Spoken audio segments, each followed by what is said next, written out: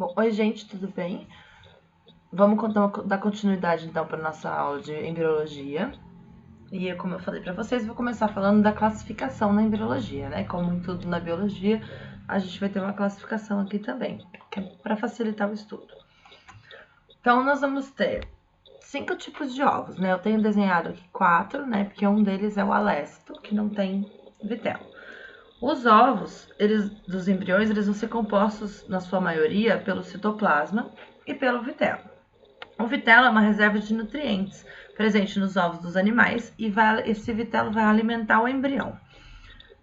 Então, os tipos de ovos, eles vão ser classificados de acordo com como o vitelo se distribui nos ovos. Então, isso vai afetar também a clivagem, que vai ser a segmentação deles. Então, nós vamos ter os ovos oligolécitos. Esses ovos eles vão ser ovos que acontecem nos invertebrados e em alguns cordados. Os cefalocordados, os urocordados, né? Eles vão possuir pouca quantidade de vitelo, distribuídos igualmente no ovo, né? E o núcleo no centro do ovo, que é esse número 1. Os mesolécitos, que é o número 2, os ovos vão possuir uma quantidade moderada de vitelo, concentrada no polo vegetal, que é a parte inferior, né? A parte inferior do ovo, e vai ocorrer em anfíbios e em peixes. Os ovos telolécitos são os ovos que têm grande quantidade de vitelo e vão deixar o citoplasma todo numa forma de disco, no seu lado do polo animal, né? O polo animal é a parte superior do ovo, a parte de cima, que é esse disco geminado. Esse tipo de ovo ele acontece nos gastrópodes, nos peixes ósseos, nos répteis, cefalópodes, aves e mamíferos não placentários. E os ovos centrolécitos são os ovos com o vitelo, que o vitelo ocupa a maior parte do ovo, ficando só uma região periférica e uma central sem vitelo. Esse ovo ele acontece nos insetos, nos artrópodes. E a gente vai ter o ovo alécito. Esse ovo ele não possui vitelo e esse ovo é o ovo dos mamíferos placentários, né? Somos nós, no caso. A gente vai ver como exemplo, para a gente estudar biologia, um ovo de anfióxo, que é um cefalocordado. É bem parecido com o nosso. A próxima parte que a gente vai estudar da embriologia é a clivagem. A clivagem vão ser as primeiras etapas da formação dos embriões. A gente vai perceber que os seres se desenvolvem gradualmente através de células que se multiplicam e se diferenciam. Isso a gente viu na última aula. Então, a gente vai ter o espermatozoide e o óvulo, cada um deles haploides, né? Haploidia N. Quando eles se encontram, ocorre a fecundação. Aí a gente vai ter a formação de um zigoto, que é 2N. E nesse zigoto, esse zigoto nada mais é do que a mistura dos dois gametas. Esse zigoto vai passar por diversas divisões mitóticas, né? Que são mitoses, né? Sucessivas, que são chamadas de clivagem, seriam as segmentações desse ovo. Essas clivagens elas vão ser originadas de células que a gente vai chamar de blastômeros, que a gente vê nessa imagem aqui. Cada bolinha dessa é um blastômero. Então, nesse momento, já é considerado um embrião.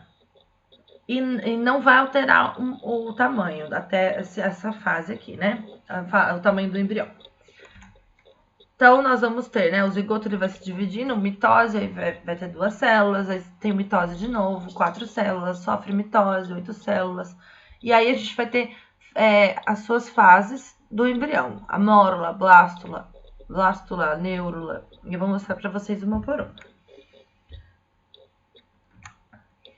Os tipos de segmentação, de clivagem dos ovos, eles vão ser divididos de acordo com a quantidade de vitelo, né? E vão perder, elas podem ser totais ou parciais, a segmentação. Então, a segmentação holoblástica é a segmentação que ela vai acontecer totalmente. Então, o embrião vai se dividir por completo e isso pode acontecer de forma igual ou de forma desigual. Quando acontece igualmente, ela vai ocorrer em ovos aléstos, que não tem vitelo, e os oligolécitos. Esse zigoto vai ser dividido em blastômeros, todos do mesmo tamanho. Já o desigual vai acontecer em mesolécitos, e as divisões do zigoto no polo animal, por conta do polo animal ter menos vitelo, vai acontecer mais rápido essa divisão. E o polo vegetal vai demorar mais, porque tem mais quantidade de vitelo. Então, vai ser desigual essa clivagem, né? Essa segmentação. Na clivagem parcial, daí a gente vai chamar de meroblástica, a divisão ela vai se restringir a uma pequena região do citoplasma, que não vai apresentar vitelo. Ela pode ser discoidal ou superficial. A discoidal é a que a gente viu nos telolestos, que deixam um disquinho, né? Sem vitelo. Que é essa regiãozinha sem vitelo que acontece nos ovos das aves e dos peixes. E a mesolesta superficial, ela vai ocorrer na superfície de ovos centrolestos, que são os dos insetos, né? Na maioria dos artrópodes vai acontecer essa clivagem superficial, meroblástica superficial. A gente também classifica de acordo com a simetria do embrião. Então, a gente vai ter a simetria radial, que vai acontecer nos equinodermos, né? A gente lembra, a gente estudou os equinodermos. O embrião vai se dividir em metades simétricas iguais, independente do plano em que ele se divide. Então, ela vai ter a simetria radial no embrião.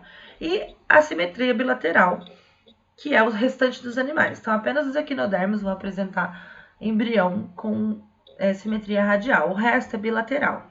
Então, somente um plano vai dividir o embrião em duas metades iguais. O desenvolvimento embrionário a gente vai dividir em segmentação, que a gente viu agora as clivagens, gastrulação e organogênese. A gastrulação é o momento entre a mórula. A mórula é aquela que eu mostrei para vocês aqui, que tem esses blastômeros. Esse formato, quando tá cheio de blastômeros, ela é a mórula. Da mórula, a gente vai ter a passagem para gástrula. O que acontece? A formação da gástrula, ela apesar desse tipo de segmentação variar de acordo com a quantidade de vitelo no ovo, e a gastrulação ocorre de maneira diferente nos vertebrados, a ideia de como se dá a gastrulação nos vertebrados é parecida com a dos anfióxeos, que eu vou mostrar para vocês o exemplo aqui. Então, nos vertebrados, os ovos vão se dividir de maneira total, igual e bilateral, até haver um aglomerado de células parecido com uma amora, que é aquele que eu mostrei para vocês, que é a mórula. Até esse momento, não tem aumento no tamanho do embrião. Aí as clivagens vão resultar em blastômeros de diferentes tamanhos. Os macrômeros, que são maiores, né? Estão no polo vegetal, e os micrômeros, que são menores, estão no polo animal. Durante as próximas divisões, uma cavidade cheia de líquido vai se formar no embrião. Essa cavidade, na hora que ela tem essa cavidade no centro, essa cavidade vai se chamar blastocele. E esse estágio se chama blástula. E em volta da blástula, a gente vai ter a blastoderme. Então, essa primeira imagem aqui que a gente tem vai ser a blástula. Dentro vai ter um líquido e vai chamar blastocele. E em volta a gente tem a blastoderme. Essa blástula, ela vai se modificar até chegar ao estágio de gástrula, que esse é o processo de gastrulação, em que o polo vegetativo vai se invaginar, ou seja, ele vai dobrar para dentro, né? E vai gerar uma nova cavidade, que é chamada de arquêntero. Esse arquêntero é um intestino primitivo no embrião. E a gente vai ter esse arquêntero, essa cavidade vai ser o intestino primitivo do embrião. Ele vai se comunicar com o meio externo através de um poro. Esse poro, né, vai chamar blastóporo. Essa abertura vai originar a boca nos protostômios ou o ânus nos deuterostômios, que a gente viu no nosso estudo de reinos, né? que alguns são deuterostômios e outros são protostômios. A gástrula, que é a forma final, né, nessa fase de gastrulação, ela é envolta por 2 camadas de células e nesse estágio vão se formar 2 dos 3 folhetos embrionários. Então, vai ser formada a ectoderme, que é o folheto mais externo, e a endoderme, que é o folheto mais interno. Uma parte da endoderme ela vai se diferenciar em mesentoderme. E mais tarde, essa mesentoderme vai originar a mesoderme. O processo de invaginação anterior, que deu origem ao arquêntero, vai levar os micrômeros a ficarem na parte mais externa da célula, como dá para ver nessa figura. E vão compor a ectoderme. Já os macrômeros se ajeitam na parte mais interna, compondo a endoderme. Nesse momento, vai encerrar a gastrulação e vai começar o processo de neurulação, que vai ser a última fase do desenvolvimento embrionário, né? A neurulação é a formação da neurula. Então, vai ocorrer a formação dos tecidos e órgãos a partir dos folhetos embrionários, e por isso que recebe o nome de organogênese. A organogênese, ela dá origem dos órgãos nos embriões, e a última parte do desenvolvimento embrionário vai começar com algumas células se dividindo, e quase ao mesmo tempo vai acontecer a formação do tubo neural. Então, essa placa neural, a gente tem a gástrula. Nessa gástrula, a gente vai ter achatamento na parte de cima da placa neural. Aí vai acontecer uma nova invaginação, né? A gente vai ter a formação do tubo neural, que é esse achatamento dorsal do embrião. Vai formar a mesoderme e vai formar a notocorda nos cordados, né? Enquanto o tubo neural se forma, a mesentoderme, que é a parte da endoderme que se diferencia, vai dar origem à mesoderme e à notocorda também. Então, aqui a gente vê que ela se junta aqui no meio até formar, na última figura, a gente vai ter a formação, essa placa neural, a gente vai ter a formação do tubo neural, a notocorda e a mesoderme, que se originam do mesmo folheto embrionário. A mesoderme vai formar os sonitos, que são essa parte amarela também, que é onde está apontando para a mesoderme. Esses sonitos, eles vão envolver o celoma. O celoma fica dentro desses sonitos. Esses somitos, eles são pacotes de células, que são muito importantes na organogênese justamente porque a cavidade interna desses somitos é o celoma. Esse estágio final aqui que eu mostrei para vocês é a neurula, é chamada de neurula. Então, a gente teve a mórula, a blástula, a gástrula, o intestino, a neurula, e a gente vai ter, a partir disso aqui que a gente viu, a partir da neurula, a gente pode ter uma ideia de como vai ser o indivíduo adulto. Nesse momento, todos os tecidos e os órgãos do animal vão começar a se diferenciar. Então, a gente tem onde tinha o arquêntero, a gente vai ter o intestino, já vamos ter a endoderme, a ectoderme, mesoderme. Esse tubo neural futuramente vai derivar o cordão nervoso dorsal, vai se transformar no cordão nervoso dorsal.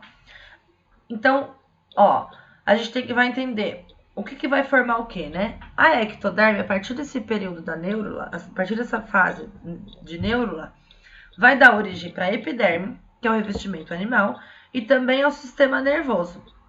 Porque a gente viu também que o tubo neural vai derivar desse folheto e vai se transformar no cordão nervoso dorsal. A endoderme, ela vai se diferenciar no tecido de revestimento das cavidades externas, como o tubo digestório. Já os somitos, os blocos de células originadas da mesoderme, eles vão originar os músculos e também vão preencher os espaços entre a ectoderme e a mesoderme no corpo do animal. O celoma, vai se transformar na cavidade corporal. E dessa maneira, a gente tem a formação de órgãos e tecidos, e dá para perceber que essa transformação não é aleatória.